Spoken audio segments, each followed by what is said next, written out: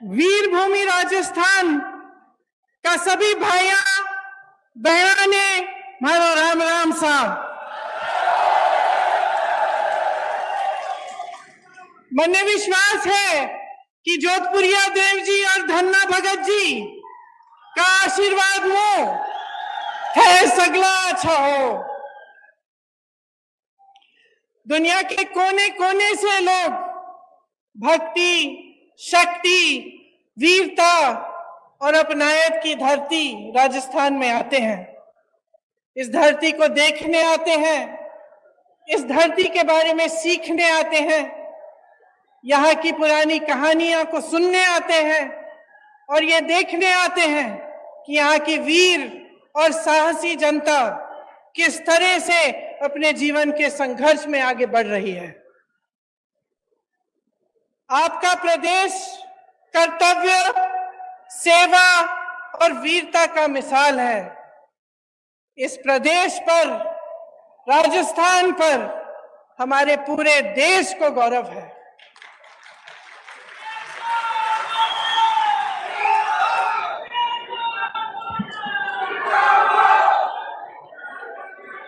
आप बहुत तालियां बजा रहे थे, एक बार मेरे साथ कहिए, जोधपुरिया देव जी की जय, धन्ना भगत जी की जय, अन्नपूर्णा गणेश जी की जय, डिग्गी कल्याण जी की जय।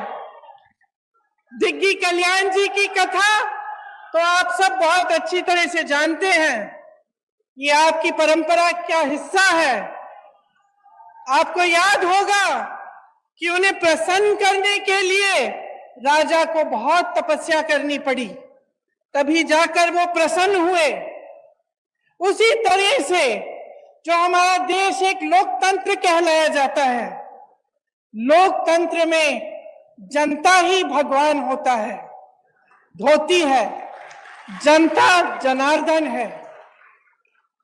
जनता की सेवा, उसका सत्य, उसका सच्चा अर्थ क्या होता है कि जनता सबसे सर्वोपरि है, परि है, सबसे ऊंची जनता होती है। यही हमारी देश की राजनीतिक परंपरा रही है। आप अगर गांधी जी को देखें, जिसने देश की राजनीतिक नींव डाली, स्वतंत्रता संग्राम लड़ा हमारे लिए, इस देश को आजाद किया, उनको देखिए, उनमें कितनी सादगी थी, किस तरह से उन्होंने अपना पूरा जीवन देश की जनता को दिया। हमेशा ये कहते थे कि देश का गरीब सर्वोपरि है। कहते थे कि जब तक इस देश के एक भी वासी के आंखों में आंसू है, जब तक वो आंसू हम नहीं पहुंच पाएंगे, तब तक हमारा काम पूरा नहीं हुआ। यही हमारी लोकतंत्र की नींव है, हमारी राजनीति की नींव है। आज राजस्थान सरकार भी अपने जन कल्याणकारी कार्यक्रम से, योजनाओं से इसी तरह आगे बढ़ रही है, ये समझकर कि गरीब को गणेश जी समझकर और किसान को भगवान समझकर। यही भावना मन में लेकर सरकार के जितने भी अधिकारी हैं और हमारे मुख्यमंत्री जी हैं, कांग्रेस पार्टी के नेतागण हैं, सब इसी भावना को मन में लेकर दिन रात काम कर रहे हैं। आज मैं सवाई माधोपुर से आई, वहां आप सबको मालूम होगा, खासतौर से मेरी बहनों को, कि वहां रणथंभौर के किले में एक प्रसिद्ध गणेश जी का मंदिर है। गई हुई है ना? हाँ, मैंने देखा है, जब भी मैं आती हूँ तो खूब सारी खासतौर से महिलाएं जाती हैं और मुझे हमेशा ताज्जुब होता है जब मैं उस रास्ते से गुजरती हूँ। मैं भी गई हूँ उस मंदिर में कई बार। तो जब वापस आती हूँ, कभी कभी शाम हो जाती है, जंगल है वहां, आप गई हैं, आपने देखा होगा। उसी रास्ते से शेर आते हैं, उसी रास्ते से बाघ चल के आते हैं, उसी रास्ते से कई ऐसे जानवर आते हैं जिनसे अगर आमना सामना हो जाए तो आपको दिक्कत हो सकती है, चोट पहुंच सकती है। लेकिन मैं हमेशा देखती हूं कि मंदिर से आते हुए जो लोग हैं वो अपने दिल में श्रद्धा लेकर एक आस्था रखते हैं कि हम मंदिर से आ रहे हैं, हमें कुछ नहीं होगा, और उसी जंगल के रास्ते से चलते चलते वो अपने घर की ओर चलते हैं। मेरे मन में अक्सर ये बात आती है जब मैं मंदिरों में जाती हूं, लोगों की श्रद्धा को देखती हूं, कि इस तरह की श्रद्धा हम नेताओं के दिल में आपके लिए होनी चाहिए। जब हम कहते हैं कि जनता जनार्दन है, तो ये बहुत गहरी बात है, और इस बात को समझना जनता के लिए भी और नेताओं के लिए भी बहुत जरूरी है। हमें समझना जरूरी इसलिए है क्योंकि जब हम दिन रात काम करते हैं, जब सत्ता में आ जाते हैं, तो अक्सर ये होता है कि अपनी महत्वाकांक्षाएं आगे हो जाती हैं। ये हो जाता है कि बहुत सत्ता मिल जाती है इंसान को, तो भूल जाता है कि सत्ता में लायक कौन। और आपको याद ये बात रखनी चाहिए, क्योंकि आपको ये बात कभी नहीं भूलनी चाहिए कि सत्ता देने वाले आप हैं। आज इन कार्यक्रमों में मैं एक नौजवान लड़की से मिली, शायद मेरी बातों को सुन रही होगी। उसे मोबाइल फोन मिला, अशोक गहलोत जी की जो स्कीम है, जो हमारी सरकार, कांग्रेस सरकार की स्कीम है, उसके जरिए, और उन्होंने धन्यवाद दिया कि आपने हमें मोबाइल दिया है। और हम भी अक्सर कहते हैं कि हमने ये दी, आपको स्कीम ये दी, आपको ये किया, वो किया आपके लिए। लेकिन आपको समझना जरूरी है कि हम आपको कुछ नहीं दे रहे हैं, आपका हक दे रहे हैं। ये सब चीजें जो आज राजस्थान की सरकार आपको दे रही है, ये आपके हक हैं। आज देश में परिस्थिति ये है कि देश पर राज करने वाले भाजपा के नेताओं के मन में इतना अहंकार आ गया है कि ये बातें भूल चुके हैं। वही प्रधानमंत्री जो अपने आप को भूमिपुत्र कहते थे, आज करोड़ों के काफिले में चल रहे हैं। अगर आप महंगाई से जूझ रहे थे, महंगाई राहत कैंप से पहले, अगर आपके जीवन में अत्यंत मुश्किलें थी, तो ये किस लिए थी? कभी आपने ये सवाल उठाया है कि इतनी महंगाई क्यों? हमें जब रोजी रोटी के लिए कमाने जाना पड़ता है, हमें थोड़े से पैसे मिलते हैं। हम जब दुकान जाते हैं कुछ खरीदने के लिए, मन में शायद बात होगी आपकी, मेरी बहनें, कि आज मैं सब्जी बनाऊंगी, दाल बनाऊंगी, रोटी बनाऊंगी, तो आप इस आशा से जाती हैं दुकान की, आपको दो चार चीजें खरीद के आएंगी। लेकिन हमेशा आप वापस आ जाती थी आधी चीजें लेकर। गैस का सिलेंडर आज देश भर में 1000 रुपए का है। कौन खरीद सकता है? क्या आप खरीद सकती हैं? यहां पर राजस्थान की सरकार ने आपको 500 में क्यों दिया है सिलेंडर? क्योंकि देश भर में जो महंगाई है उसकी भाजपा के नेताओं को कोई परवाह नहीं है। जब घर पर कोई बीमार पड़ जाता है, अस्पताल ले जाना पड़ता है, इलाज कराना पड़ता है, तो एक तो बीमारी का टेंशन होता है कि किस तरह से इलाज होगा, दूसरा हम कितने पैसे लगेंगे, तीसरा कि हम कमाएंगे कैसे इनका इलाज कराने के लिए। इसी तरह से कोई घर में एक कमरा बनाना हो, डर लगता है कि कितने का होगा, हमारे पास इतने पैसे हैं कि हम खर्च कर सकते हैं, बारिशें आ रही हैं, पानी चू रहा है ऊपर छत से, छत की मरम्मत करने के लिए आप 10 बार सोचते हैं कि करना चाहिए कि नहीं, हमारे पास शायद पैसे नहीं होंगे। ये नौबत क्यों आई है आज इस देश में कि प्रदेश की सरकारों को महंगाई राहत कैंप लगवाने पड़ रहे हैं? जब पूरे विश्व में तेल की बड़ी बड़ी कंपनियां खूब मुनाफा कमा रहे हैं, और यहां भारत में भी, तो आपके लिए तेल इतना महंगा क्यों? आपने ये सवाल उठाया है, आपको ये सवाल उठाने पड़ेंगे कि ये सब जो आपको दिख रहा है, इसमें असलियत क्या है। आपने देखा होगा हिमाचल प्रदेश में खूब बारिश आई, बारिश की वजह से टीवी पे आपने देखा होगा इतने सारे लोगों के घर गिर गए, खूब भारी नुकसान हुआ, जनता ने झेला ये नुकसान। हमारी सरकार ने प्रयास किया कि उनकी मदद हो, लेकिन प्रधानमंत्री जी के मित्र बड़े उद्योगपति अडानी जी ने क्या किया? जो सेब को उगाते हैं, जो सेब की पेटियां हैं, उनको बेचने के लिए जब किसान गए तो उन्होंने दाम घटा दिए, खरीदने का दाम घटा दिया। जिनको अपने घर बनाने पड़े क्योंकि इतनी बर्बादी हुई, घर पे घर गिर गए, जिनको अपना घर बनाना था, सीमेंट खरीदने गए, अडानी जी ने सीमेंट का दाम ऊपर कर दिया है, बढ़ा दिया है। और इनके पीछे कौन है? इनके पीछे हमारे प्रधानमंत्री हैं, जिन्होंने इस देश की पूरी संपत्ति अपने उद्योगपति मित्रों को दे दी। अब इस देश की संपत्ति किसकी संपत्ति थी? आप ही की संपत्ति थी।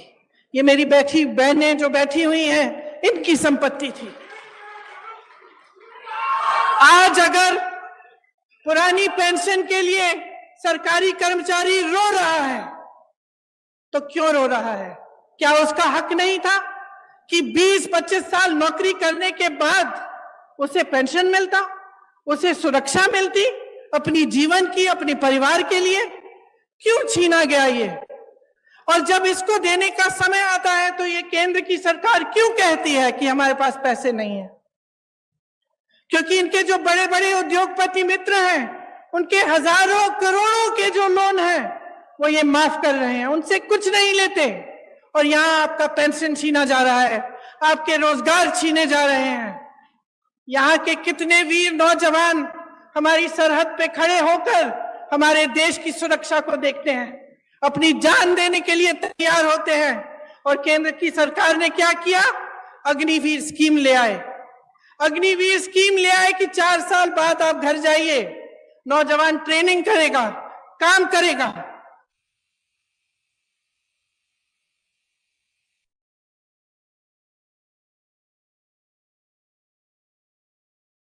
चाहिए था केंद्र सरकार को, वह भी नहीं किया। हर चीज के लिए उन्होंने अपने उद्योगपति मित्रों को आगे रखा और जो जनता है उसको पीछे रखा। आज ये स्थिति है कि 45 सालों में सबसे अधिकतम बेरोजगारी आज है हमारे देश में। जब आपके सामने चुनाव के लिए वोट मांगने आते हैं तो बड़ी बड़ी बातें करते हैं, और अक्सर बीच में धर्म को ले आते हैं, जाति को ले आते हैं, अलग अलग बातों को ले आते हैं जिससे आपके जज्बात जुड़े हुए हैं। लेकिन बहनों और भाइयों, एक बात को पूरी तरह से आप समझ लीजिए, ये चुनाव किसी 2 राजनीतिक पार्टियों के दौड़ में कौन प्रथम आएगा उसका चुनाव नहीं है। ये चुनाव आपके भविष्य का चुनाव है। इसमें सबसे बड़ा सवाल ये है कि आपको आपका हक आपको कौन देने के लिए तैयार है। और मैं दावे के साथ कह सकती हूं कि भाजपा ने 8 सालों में जो सरकार चलाई है इस देश में, उसने आपके हक को बार बार बार बार बार बार खत्म किया है। जिन बड़े बड़े उद्योगों से आपको रोजगार मिलता था, उन्हें चुपचाप से एक के बाद एक अपने बड़े बड़े उद्योगपति मित्रों को सौंप दिया। आपके पेंशन कटवा दिए, आपकी सेना में भर्ती होने के चांस खत्म कर दिए, अग्निवीर ले आए, महंगाई बढ़ा दी, और खुद इतने बड़े काफिलों में चल रहे हैं। रोज रोज आप टीवी चलाते हैं, आपको दिखता है रोज रोज, खास तौर से आजकल। आज सुबह तो मैंने देखा कि इनके G20 जब हो रहा था तो बारिश आई और सारा जितना भी वो जहां पे वो G20 की मीटिंग रख रहे हैं उसमें सारा पानी फैल गया है। मेरे मन में एक बात आई कि शायद जो हमारे देशवासी डर के मारे कह नहीं पा रहे हैं, भगवान ने कह दिया कि अपना अहंकार कम करो, अपना अहंकार कम करो। इस देश ने तुम्हें बनाया है, इस देश ने नेता बनाया है, इस देश को आगे रखो, इस देश की जनता को सर्वोपरि बनाओ। जब ये अपने धनवान मित्रों को सरकार की सारी कंपनियां सौंप देते हैं तो नुकसान कौन उठाता है? जब ये बड़े बड़े खर्चे करते हैं तो नुकसान कौन उठाता है?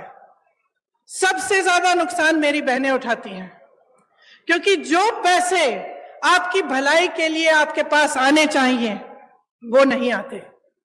आपने देखा होगा कि राजस्थान की सरकार ने आपके लिए कितनी स्कीम निकाली है। पुराना पेंशन आज आपको राजस्थान में मिल रहा है, तो इसका मतलब है कि ये मुमकिन है ना, ये मुमकिन है इसलिए हो रहा है। आज जितनी भी स्कीमें हैं जिनके बारे में मुख्यमंत्री जी ने आपको बताया, जिनके बारे में यहाँ पे सारे बोर्ड लगे हुए हैं, कि चाहे वो इंदिरा रसोई हो जिसमें आपको 8 रुपए में पूरी थाली मिल रही है खाने की, चाहे वो चिरंजीवी योजना हो जिससे आपका इलाज मुफ्त में हो रहा है, चाहे महिलाओं के लिए मोबाइल का स्कीम हो जिससे नौजवान महिलाओं के लिए खास तौर से अच्छा है क्योंकि आप इस पर पढ़ाई कर सकते हैं, सब जानकारियां आपको इस पर मिल सकती हैं, और आपकी सुरक्षा के लिए भी अच्छा है कि कभी आप ऐसी स्थिति में हो तो आप घर फोन कर सकते हैं, किसी को बुला सकते हैं। तो ये सब स्कीमें कैसे हो रही हैं राजस्थान सरकार द्वारा? ये तभी हो रही हैं क्योंकि ये जो पैसे हैं सरकार के पास जो होते हैं ये आपके लिए होते हैं।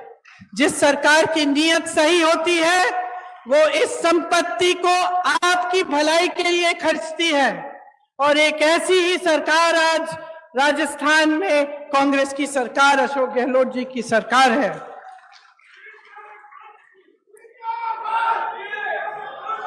मोदी सरकार ने पेट्रोल डीजल पर टैक्स लगाकर, आपको मालूम है, जनता से 32 लाख करोड़ रुपए खींचे हैं, और उन रुपयों का मनमाने के हिस्से खर्च करते हैं।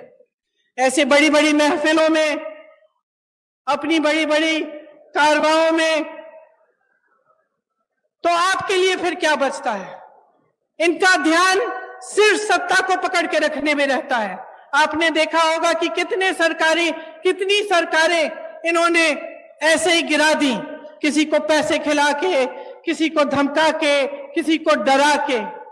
जब सरकार का ध्यान सिर्फ सत्ता में रहने के लिए रहता है, जब उनकी पूरे जितने भी उनके प्रयास हैं इसी में रहते हैं कि हम किस तरह से इस कुर्सी पे बैठे रहें, तो वो आपकी भलाई नहीं देखते, आपको भूल जाते हैं। उनके लिए आपकी जो समस्याएं हैं, आपकी जरूरतें हैं, वो महत्वपूर्ण नहीं रहती। और ऐसी ही सरकार आज केंद्र में चल रही है। इस सरकार में धनवान का जय जयकार है, सिर्फ धनवान का जय जयकार है, और जो आपकी जरूरतें हैं, आपकी समस्याएं हैं, उनको हल करने का कोई नामो निशान नहीं है। इसीलिए इतना बोझ प्रदेश की सरकारों पर पड़ रहा है कि हर चीज के लिए आपको, आपके लिए राहत दिलवाने के लिए, आपकी मदद के लिए, आपकी सहायता के लिए इनको करना पड़ रहा है, और ये सही भी है। और जैसे मैंने कहा कि कांग्रेस के जितने भी नेता हैं जो उपस्थित हैं इस मंच पर, वो सब आप ही के लिए प्रयास करना चाहते हैं। वो चाहते हैं कि आपको आपका हक मिले और हर तरह से आपके लिए काम हो। देवनारायण जी की श्रद्धा, डिग्गी कल्याण जी के विचार, धन्ना भगत जी का मिसाल, इन्हीं पर कांग्रेस काम कर रही है। केंद्र द्वारा जो बढ़ती महंगाई का सामना करने के लिए राजस्थान कांग्रेस सरकार ने आपकी मदद की, उसका पूरा प्रयास दिन रात होता है। देश में सबसे बड़ा स्वास्थ्य बीमा का कार्यक्रम राजस्थान में है। ग्रामीण क्षेत्र के लिए 1000 इंदिरा रसोई आज से शुरू हुई हैं। वहीं Indira Gandhi gas cylinder scheme में आपको गैस सिलेंडर 500 रुपए का मिल रहा है। साथ साथ मेरी बहनों के लिए इंदिरा गांधी स्मार्टफोन की जो योजना है जिसका मैंने जिक्र किया, इससे आपको सुविधा होगी।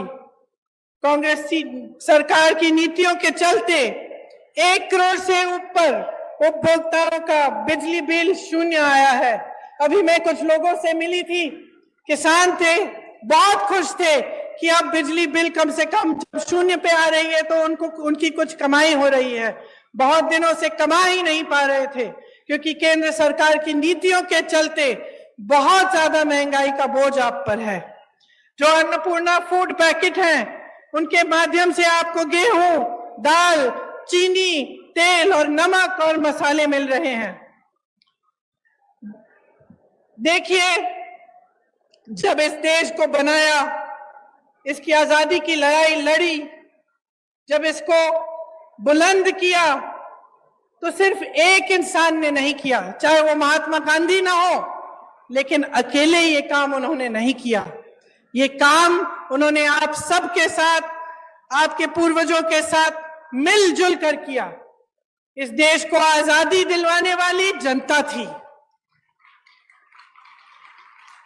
इस देश को बुलंद बनाने के लिए भी जनता खड़ी है। जब हमारा देश आगे बढ़ता है तो ये काम जनता का काम होता है, सिर्फ एक जने का नहीं। लेकिन आज जो परंपरा हमारे सामने, एक नई परंपरा चल रही है, उसमें ऐसे लगता है कि सिर्फ एक नेता, हमारे प्रधानमंत्री जी, सारी चीजें कर रहे हैं। तो अब जनता, आप समझदार हैं मेरी बहनों और भाइयों, आप में विवेक है, हर रोज आप अपनी समस्याओं का सामना कर रहे हैं, तो इस बार एकदम सोच समझ के अपना वोट दीजिए।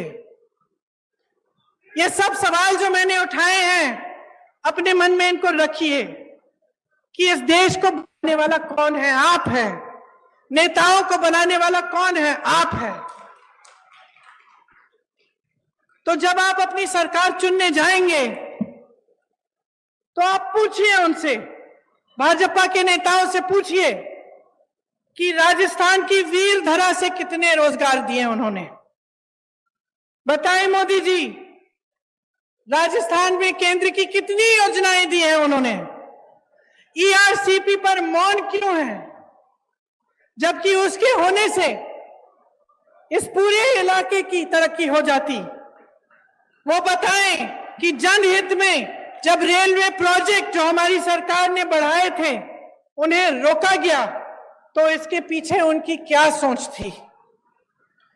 जब हमारी सरकार थी केंद्र में, तब जो पैसे केंद्र से आते थे वो 90% होते थे। योजना में जब योजना शुरू होती थी तो उसके अनुपात के लिए आज 50% आते हैं। ये कम क्यों किया, ये पूछिए। बहनों और भाइयों, मसला साफ है, चुनाव आ रहे हैं। आपको मालूम है हर 5 साल आते हैं, हर 5 साल एक नई सरकार आती है, आप उसे मौका देते हैं, काम करने का मौका होता है, दिखावा का मौका नहीं होता, झूठ बोलने का मौका नहीं होता, अपने लिए नेताओं को महलों और बड़े बड़े काफिलों का मौका बनाने का मौका नहीं होता। जो सरकार आती है उसे आपके लिए काम करने का मौका आप देते हैं। आपने देखा है कि अशोक गहलोत जी की सरकार, हमारी कांग्रेस की सरकार का ध्यान सिर्फ आपके विकास और आपको आगे बढ़ाने में गया है।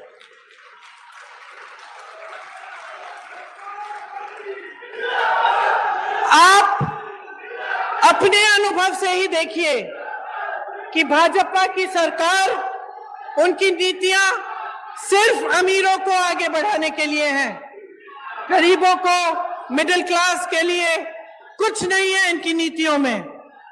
मोदी जी विदेश जाते हैं, वापस आते हैं, कहते हैं कि बहुत हमारे देश का आगे बढ़ा है, हमारा देश, हमारा मान इतना बड़ा है। बाद में आपको पता चला कि वहां गए और उनके उद्योगपति मित्रों के लिए वो डील कराए आए हैं और बड़े बड़े उद्योगपतियों को खूब वहां से बिजनेस मिल रहा है। तो आप ही बताइए कि आपको ऐसी सरकार चाहिए जो सिर्फ गिने चुने अमीर लोगों को आगे बढ़ाए, कि आपको एक ऐसी सरकार चाहिए जो आपके लिए महंगाई के राहत कैंप लगाए, जो आपके लिए इंदिरा रसोई जैसी योजना लाए, जो महिलाओं को मोबाइल फोन दिलवाए, जो किसानों को आगे बढ़ाने के लिए, उनकी कमाई को बढ़ाने के लिए बिजली के बिल माफ करें, उनके कर्ज माफ करें।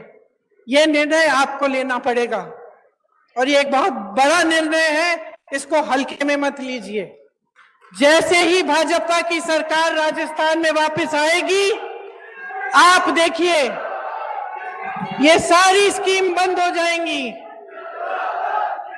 जितनी भी अच्छे काम कांग्रेस की सरकार ने किए हैं वो सब रुक जाएंगे।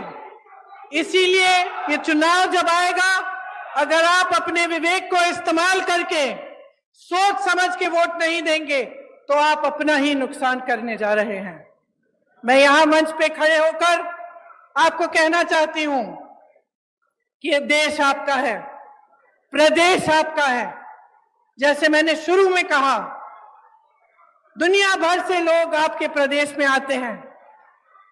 आपकी वीरता अपार है, आपका संघर्ष अपार है। आप जानते हैं कि इस देश में जो नेता आते हैं वो दो तरह के होते हैं, क्योंकि आपका अनुभव अपार है।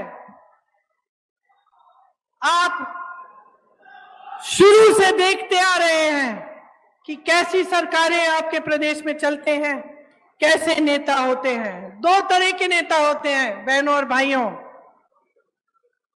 एक जिसका धर्म सेवा होता है, जो समझता है कि जनता ही सर्वोपरि है, और दूसरा जिसके मन में लालच, अहंकार और महत्वाकांक्षा होती है।